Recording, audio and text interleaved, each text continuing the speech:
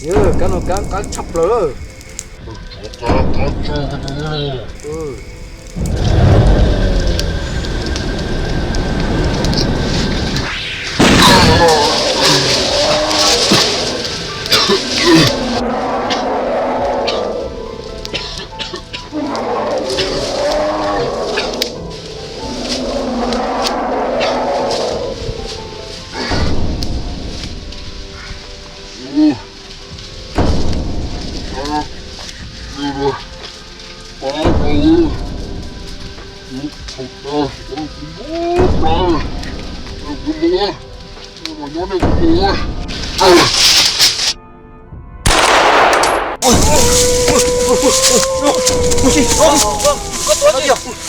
Chả mẹ trời số lên. Có tên gì không? Như vậy đúng không? Như vậy không? Như vậy không?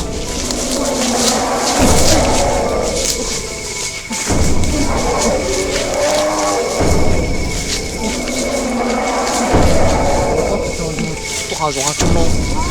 Thế mẹ cho cái này nó tư. Ôi, sao một tụi lòng mà mẹ mà. Bao hà đi luôn.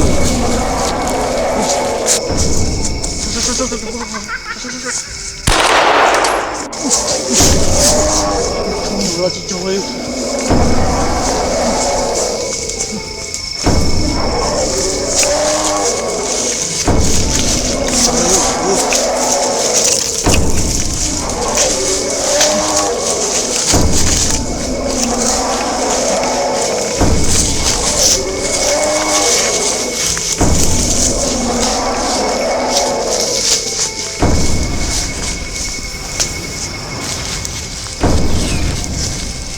Chơi là chuyện luôn. Đất rồi, không mấy chúng ta cùng lúc cho chơi trâu, chúng ta cùng lúc. Chơi trâu. Tàu nữa. Chơi tiếp theo. Không mấy. Ăn từ từ. Chơi qua điểm. Chơi tiếp.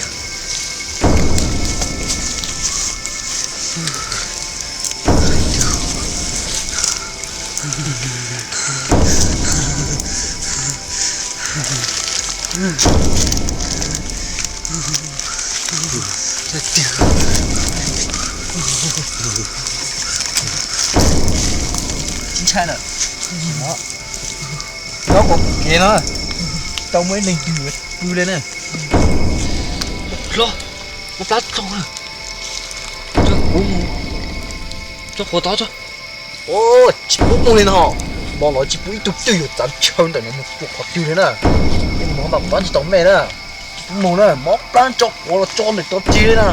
Kỳ mà chứ muốn thua nè. Nó phát xong rồi nè. Chỉ bút mông nữa nè. Nói mà, chỉ bút tìm mông nữa nè. Nó phát xong rồi trời. Tìm móc plan cái gì mình cho được tốt chia nè nè. Bút mông nè.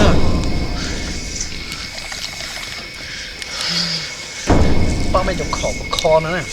Đó là thì bỏ chi để không chính à.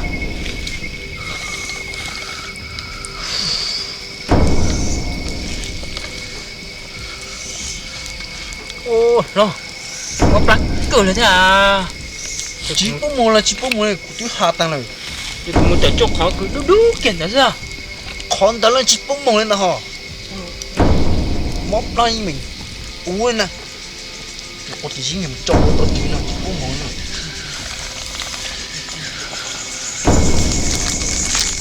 Sang nhà chính trai cho rồi. Ừ mà cho chủ văn lúc nhận trai nữa. Bố mẹ cho phỏ rung được. Dễ này, nó chỉ hơi phải như này. Ôi lo. Ừ, văn lúc nhìn nhá. Trôi xu đó. Ôi giời.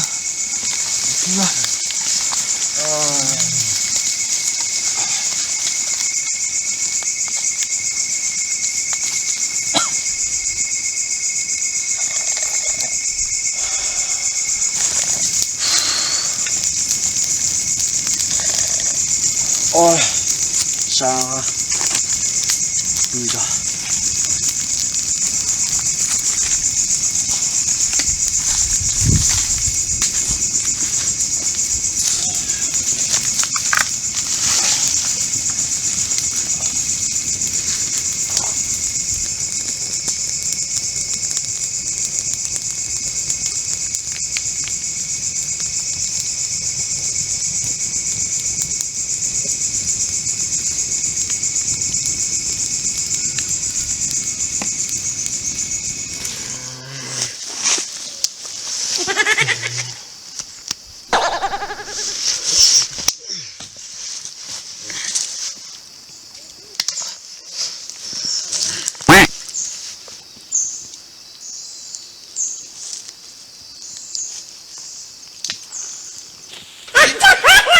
Ôi,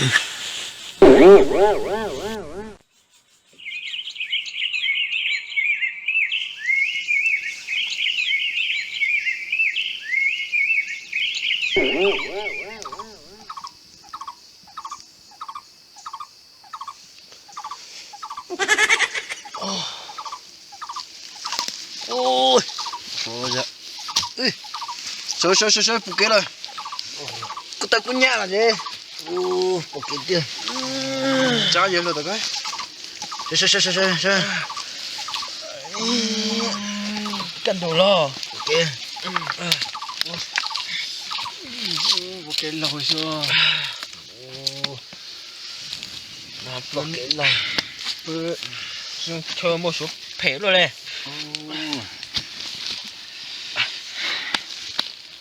Tao dù rong rồi thì nói.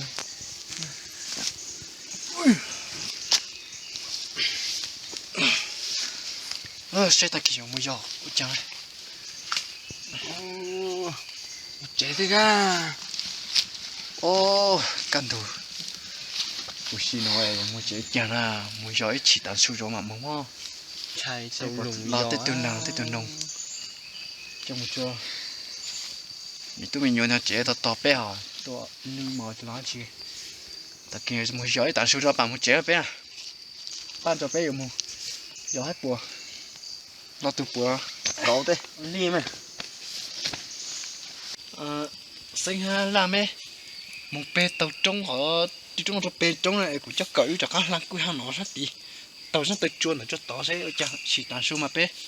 Nếu sinh chi này họ chơi cô nói ở chả bé một trẻ bé sinh chi nó này. Cái một lên một này. Đi mà. Ôi này ha. Thì cần ra cho phò lưỡi mông. Mình nói ra. Cái tí.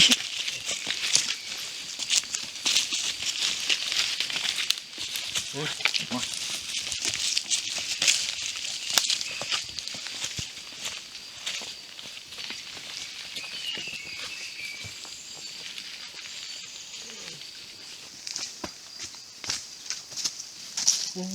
này. Mà nó tao ra cho nó cho bé lúc có chỗ đơn nó sẽ bữa cuốn gì chiều. Đi mà.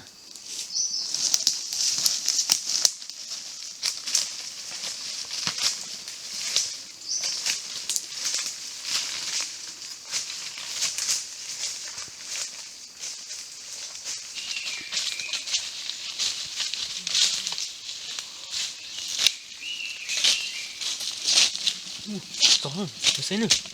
Tôi ra chùa rồi kìa. Tôi ra chùa đó một chiên lo cả bỏ nó lên tối. Ôi lên đây mà.